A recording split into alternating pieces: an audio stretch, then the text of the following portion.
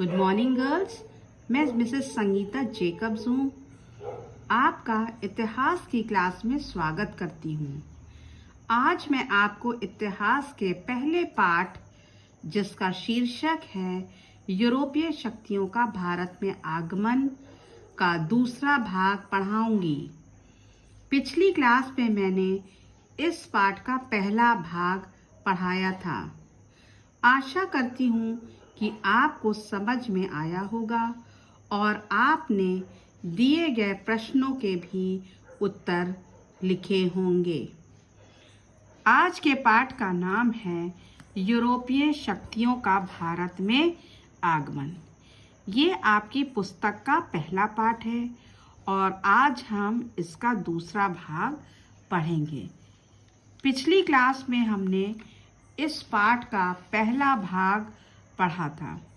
तो इससे पहले कि हम दूसरे भाग में जाएं, हम सबसे पहले पहले भाग की कुछ पॉइंट्स को जल्दी से रिवाइज करेंगे।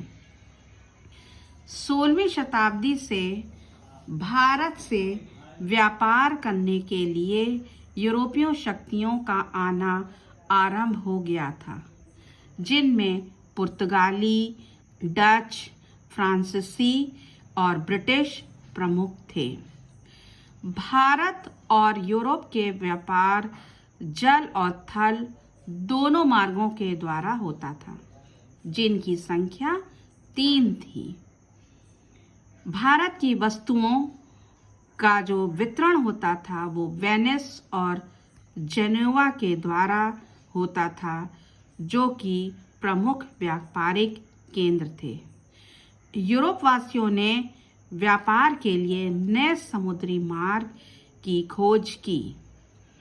स्पेन के निवासी कोलंबस, जो कि एक नाविक था, उसने अमेरिका की खोज की और पुर्तगाल निवासी, ये भी एक नाविक था, वास्को डी गामा, इसने भारत की खोज की। ये दोनों नाविक थे और उस समय नाविक लोग जब अपनी समुद्री यात्राओं पर जाते थे तो वे अपने साथ कुतुबनुमा डिब्बी का प्रयोग करते थे। अब बच्चों, ये कुतुबनुमा क्या है, आप सोच रहे होंगे। ये एक छोटी डिब्बी है, एक ऐसा यंत्र है जिससे दिशाओं का ज्ञान होता था। ये हमने पहले पाठ में के पहले भाग में पढ़ा। अब हम दूसरे भाग की ओर आगे बढ़ेंगे। इसमें हम यूरोपीय व्यापार को देखते हैं। तो जब वास्को डी गामा ने भारत का समुद्री मार्ग खोज निकाला तो बहुत से यूरोपीय व्यापारी भारत में आने लगे, परंतु सबसे पहले पुर्तगाली भारत में आए। पुर्तगाली अपने साथ सोना और चांदी लाते थे और हमारे देश से सूती कपड़े, रेशमी कपड़े और मसाले ले जाते थे। पुर्तगालियों ने भारत में गोवा, दमन और दीव में अपने व्यापारिक केंद्र स्थापित करे। इस प्रकार हम देखते हैं कि पुर्तगाली जो थे, उनका व्यापार बहुत ही उन्नति पर था और संपूर्ण हिंद महासागर पर उनका अधिकार हो गया था। कोई भी दूसरे देश का व्यापारी बिना पुर्तगालियों के अनुमति के अपने जहाज को हिंद महासागर से ले नहीं जा सकता था।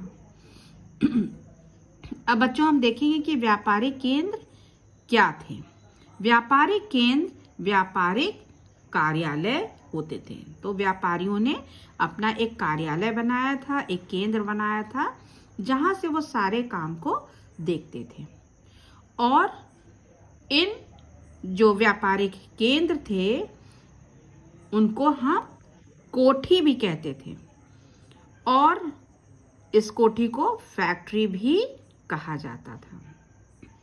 कंपनी की ओर से जो व्यापारी काम करते थे उनको एजेंट कहते थे और ये एजेंट कोठी में काम करते थे, जिसको कि फैक्ट्री कहा जाता था। अब हम आगे देखेंगे कि यूरोपीय व्यापारियों के द्वारा इन जो व्यापारिक कोठियां थीं उनकी रक्षा के लिए उन्होंने कुछ सशस्त्र सैनिक भी रखे थे। इतना ही नहीं, यूरोपीय व्यापारियों ने अपनी यूरोपीय बस्तियों की सुरक्षा के लिए भी सैनिकों को रखा था। पुर्तगालियों के बाद भारत में जो अन्य व्यापारियों का आगमन हुआ वो थे हॉलैंड, फ्रांस, इंग्लैंड के व्यापारी।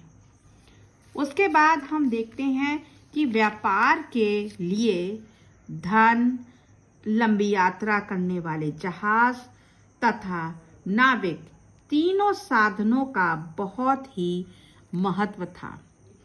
17वीं शताब्दी में यानी कि 1600 से लेकर के 1670 ईस्वी तक कुछ अमीर यूरोपीय व्यापारियों ने व्यापारिक कंपनियां स्थापित की। अब व्यापारिक कंपनियों से आप क्या समझते हैं? व्यापारिक कंपनियों का अर्थ है व्यापार में कई लोगों की हिस्सेदारी या शेयर होना। यानी कि व्यापारिक कंपनियों में जो भी हिस्सेदार होता था वो उसमें अपनी पूंजी लगाता था और उसके बाद व्यापार में जो भी फायदा होता था, मुनाफा होता था, वे आपस में बराबरी से बांट लेते थे। ऐसी ही व्यापारिक कंपनियां थीं हॉलैंड में Dutch east India company, England में ब्रिटिश ईस्ट इंडिया कंपनी और फ्रांस में फ्रेंच ईस्ट इंडिया कंपनी, जिन्होंने बहुत सा मुनाफा कमाया।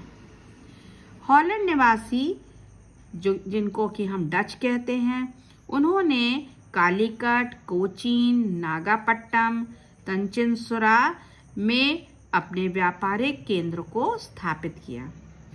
फ्रांसीसियों ने भी मछलीपट्टनम, पौंडीचेरी, चंद्रनगर, माही में अपने प्रमुख व्यापारिक केंद्र को स्थापित किया। इसी प्रकार हम अंग्रेजों को भी देखते हैं। अंग्रेजों ने अपने को केवल समुद्र तट तक ही सीमित नहीं रखा, परंतु उन्होंने सूरत, कैम्बे, अहमदाबाद, आगरा, भड़ौच, पटना, कासिम बाजार आदि को अपने प्रमुख केंद्र बनाए। उस समय पुर्तगालियों का व्यापार बहुत अच्छा चल रहा था, बहुत ही उन्नति पे था। इससे क्या हुआ कि अन्य देशों के जो व्यापारी थे वो पुर्तगालियों से चिढ़ने लगे और वे उनसे उनका व्यापार छीनने की होड़ में लग गए।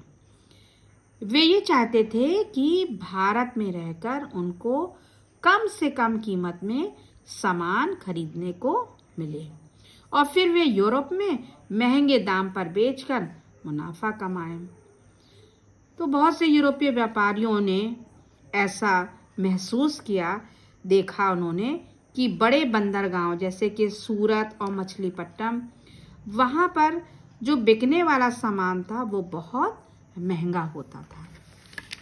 तो उन्होंने क्या किया, उन्होंने गांव-गांव में अपने एजेंट भेजना आरंभ कर दिया, जो कि सीधे कारीगरों से माल खरीदें, उनसे मोल भाव करें। और ऐसा करने से क्या हुआ कि उनको सामान जो है वो सस्ते दामों में मिलने लगा। पुर्तगाली सेना, जो नौसेना थी, वो अंग्रेज, डच और फ्रांसीसियों की शक्ति के आगे कमज़ोर पड़ गई थी। अब हम देखेंगे कि विदेशी कंपनियों ने अपने व्यापार को बढ़ाने के लिए कौन सी नीति अपनाई, कौन से तरीके अपनाए। तो उन्होंने अपने व्यापार को बढ़ाने के लिए और लाभ के लिए उन्होंने साम, दाम, दंड व भेद के तरीके अपनाए।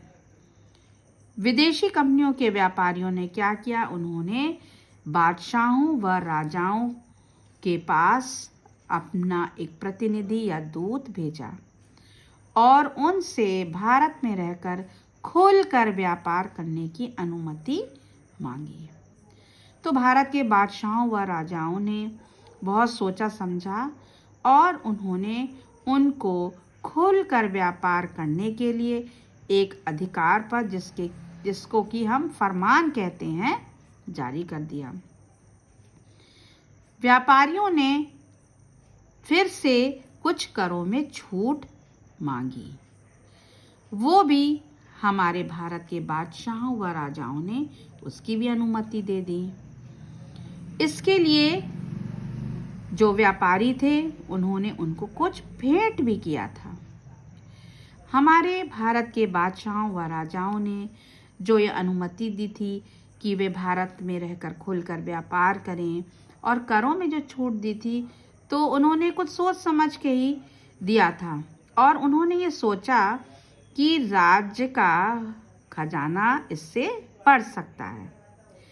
करों में छूट से राज्य में व्यापार आकर्षित होगा और फिर उन्होंने सोचा कि राज्य की इससे उन्नति होगी, राज्य में कर अधिक आने लगेगा। तो इस प्रकार हम देखते हैं कि साम दाम दंड व भेद की नीति से यूरोपीय व्यापारियों ने खूब लाभ कमाया। फिर उनको कर में भी छूट मिल गई थी, इससे भी उनको बहुत फायदा हुआ और वो जो पैसे बचे कर से छूट के, उन्होंने उससे क्या करा, उससे उन्होंने ज़मीनें खरीदी अपने लिए, गोदाम खरीदे, घर खरीदे, बंदरगाह खरीदे और इतना ही नहीं, उन्होंने अपने लिए किले भी बनवाए। तो बच्चों, आज का ये पाठ यहीं समाप्त होता है और मैं आपको कुछ प्रश्न और अभ्यास भी करने दूंगी, जिससे आप अपनी रफ कॉपी में कर लीजिएगा। अब मैं 30 तारीख को अगले वीडियो के साथ उपस्थित होंगी, जिस पे हम हिस्ट्री का दूसरा पार्ट पढ़ेंगे। धन्यवाद।